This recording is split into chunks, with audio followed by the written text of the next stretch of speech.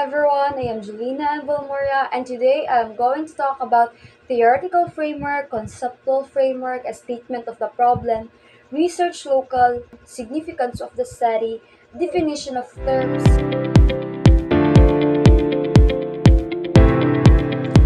So, let's talk first about theoretical framework. What is theoretical framework? Theoretical framework is defining theory, which is related to the subject. The theoretical framework is not included in the readings of related literature. According to Swanson 2013, theories are formulated to explain, predict, and understand phenomena in many cases, to challenge and extend existing knowledge within the limits of critical bounding assumptions.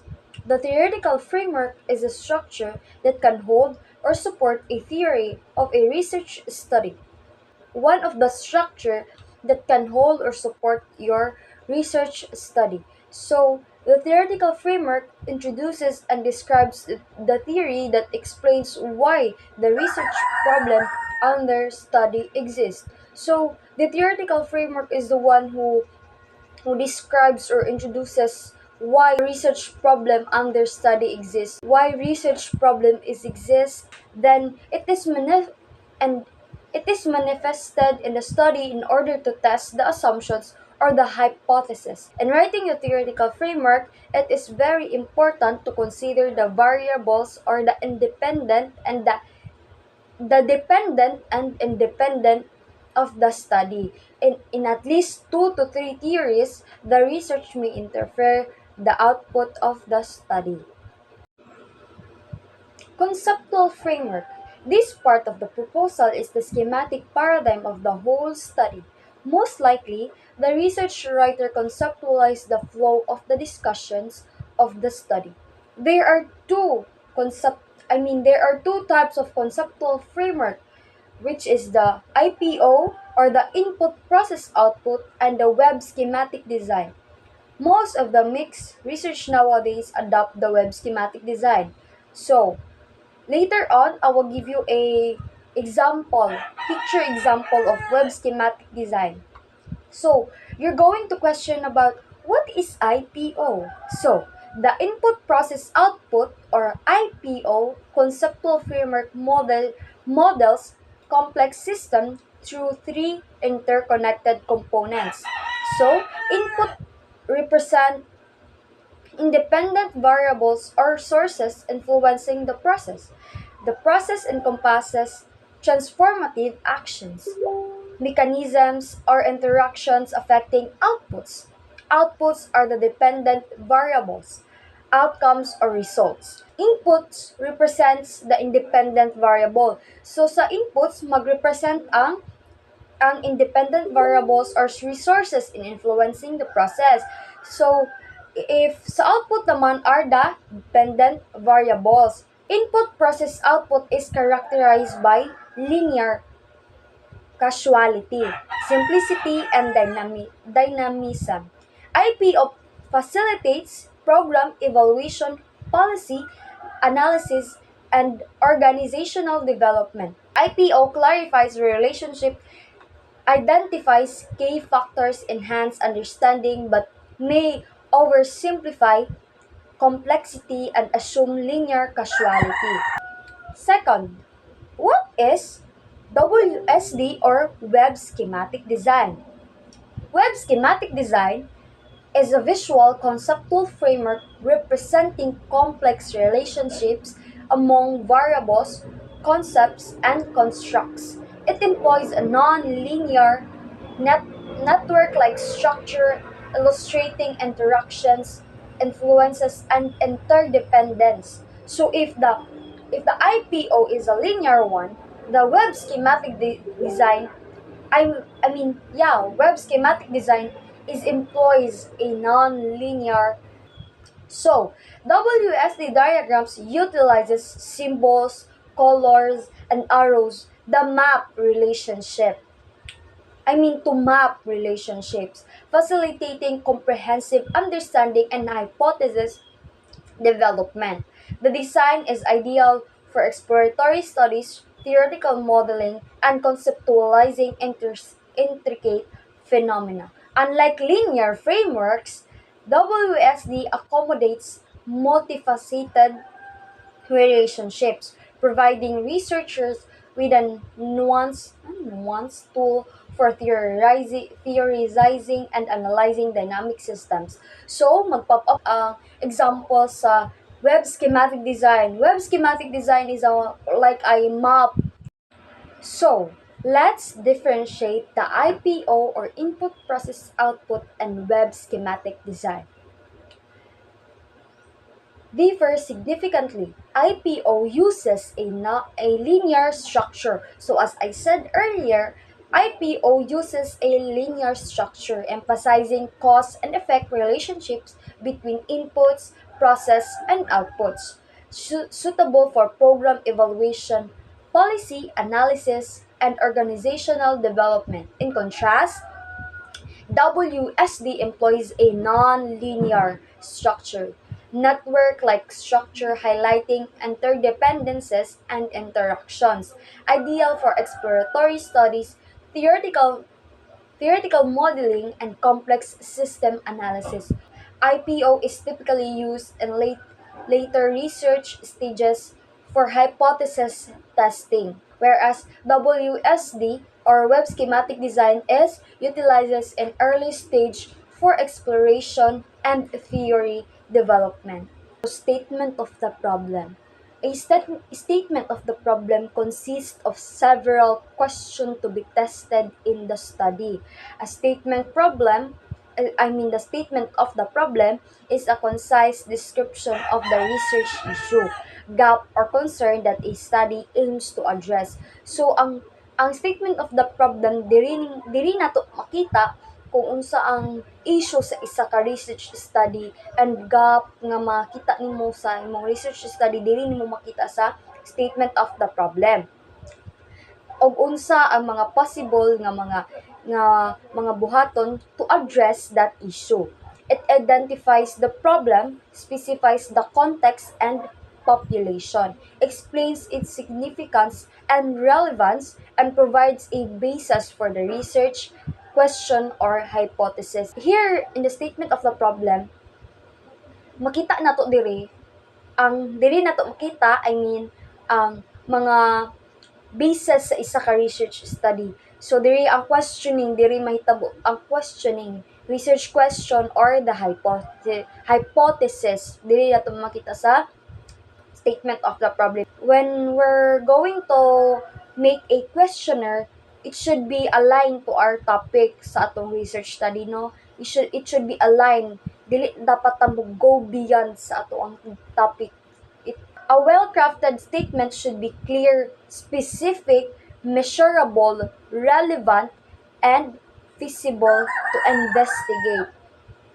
Effective problem statements guide research design, justify study importance, inform literature reviews, and direct data collection and analysis, ultimately enhancing study validity and contributing meaningfully to existing knowledge. So, a sample format statement here. This study is entitled M.H. Del Pilar, so Marcelo H. Del Pilar, Political Thoughts and the Relevance of People Power in the Philippines, specifically seeks to answer the following questions. The format is often times adopted in thesis writing, so naa dapat tay dependent and independent variable. Dire mo ni siya ang format sa statement of the problem. Kailangan na ay specific or dapat i-specify nato kung unsa gyud ang asa gyud nato makita dapat ang problem or asa ta mag-seek og question sa isa ka statement of the problem. A sample map is useful to the research such as local map, political map, and even vicinity community map. A sample map is a visual tool illustrating the research population and sampling strategy. showcasing hierarchical relationships between population, sampling frame, sample and data collection units. So sa sample map, here we can see the visual tool. Muni siya ang visual tool. Ga-illustrate ko unsa ang research pop, I mean, unsa ang research population sa isa ka research study and sampling strategy showcasing hierarchical relationships between population. Unsa ang mga dili na to makita ang mga population, ang mga strategy or ang mga sampling frame, sample and data collections.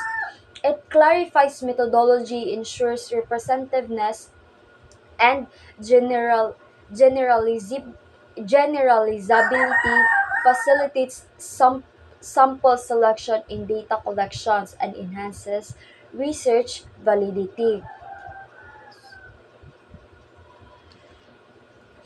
So, sample maps accommodate probability, which is random and systematic.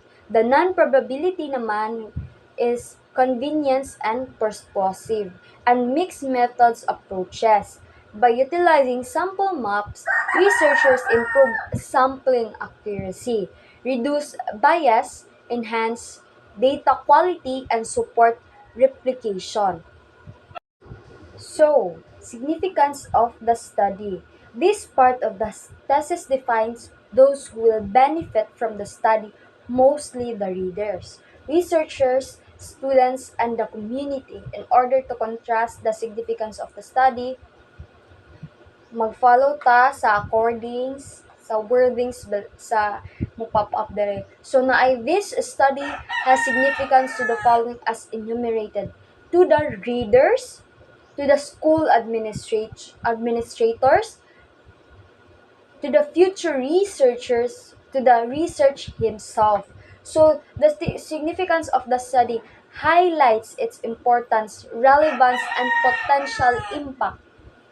It justifies the readers by explaining its contribution to existing knowledge, practical applications, policy implications, social relevance, and economic benefits. So, in research, I mean, in significance of the study, here, makita nato ang clear gyapon and precise to kung unsa atong goals sa atong gibuhat nga research study, kinsa ang atong target audience, dapat gyud natay specific kay nga na dili lang bisag kinsa lang. A clear significant statement outlines specific goals, target audiences, and potential impact, demonstrating how the study addresses real-world problems, informs decision makings, and offers solution. This justification establishes relevance, guides research design, enhancing validity, and facilitates dissemination. So sa significance of the study, it should be it should be clear Japan, no? Same as kon dapat gid clear man sa permit. Dapat clear para ma-justify nato ang ato ang research study. Let should establish relevance, no? Kailangan relevant pud ang ato ang research study. Dapat tay mga proper citations and everything. As I said earlier, our goals should be clear. Dapat clear ang atong goals, ato ang research study, and then ang atong target audience and the potential impact. Definition of terms. These are the list of terms used in the study which are operationally defined for the purpose of the study. In constructing the definition of terms, the researcher must consider how and why terms are used for the study. Citations are also included in the definition of terms. An example is cited here. For the purpose of the study, the following terms are operationally defined. Sumpay sa imuhang. What's your research study all about? In research, the definition of terms provides explicit explanations of the key concepts, variables, and terminology to ensure precision, accuracy, and consistency. This clarifies operational, conceptual, and terminological definitions, facilitating understanding about stakeholders and enhancing validity and reliability. Clear definitions use concise language, avoid ambiguity, and align with existing literature, ultimately supporting replication and generalization. So, definition of terms, here we can here dapat makita nato ang ato ang mga citations, dapat makita nato diri ang ato mga citations and everything para dili ta ma plagiarize, no.